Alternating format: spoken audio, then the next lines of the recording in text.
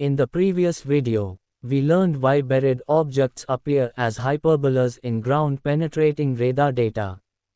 But today we are going one step further. Can we actually use those hyperbolas to calculate depth? The answer is yes, and this is exactly what professional GPR interpreters do. Let's begin. Imagine you are surveying an area and suddenly you see a beautiful hyperbola in your radargram. Immediately, you know there is probably an isolated object underground. Maybe a pipe, maybe a cable, maybe a rock. But one important question remains. How deep is it? To answer that question, we first need something very important. Velocity. Remember our depth equation. Depth equals velocity multiplied by travel time divided by 2. Because the radar wave travels down to the object and then back to the receiver. So if we know velocity and travel time, we can calculate depth. But how do we determine velocity? This is where hyperbolas become extremely useful. Let's imagine a buried pipe. As the antenna moves across the pipe, the travel time changes. Those changing travel times create the hyperbola. Now here is the interesting part. Different velocities create different hyperbola shapes. A faster velocity produces a wider hyperbola. A slower velocity produces a narrower hyperbola. Professional GPR software uses this principle. The software generates theoretical hyperbolas using different velocities. Then it compares those hyperbolas with the real hyperbola observed in the radargram. This process is called hyperbola fitting. The goal is simple. Find the velocity that produces the best match.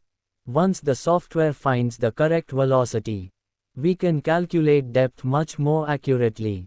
Let's look at a simple example. Suppose a hyperbola apex occurs at a travel time of 60 nanoseconds. And suppose hyperbola fitting estimates the velocity is 0.1 meters per nanosecond. Now let's calculate depth. Depth equals velocity multiplied by travel time divided by 2. Depth equals 0.1 multiplied by 60 divided by 2. That gives 3 meters. So the object is approximately 3 meters below the surface. Now let's imagine another situation. The same travel time, 60 nanoseconds, but this time the estimated velocity is 0.15 meters per nanosecond. Depth equals 0.15 multiplied by 60 divided by 2. That gives 4.5 meters. Notice something important. The travel time did not change. Only the velocity changed. But the depth estimate changed dramatically.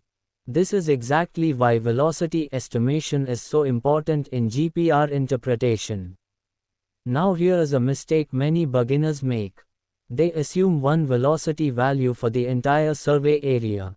In reality, velocity can change from place to place. Dry soil, wet soil, sand, clay, and rock all have different velocities. This is why hyperbola fitting is often performed repeatedly throughout a survey. Now let's summarize. Why are hyperbolas important? Because they help us estimate velocity. Why is velocity important? Because velocity allows us to calculate depth.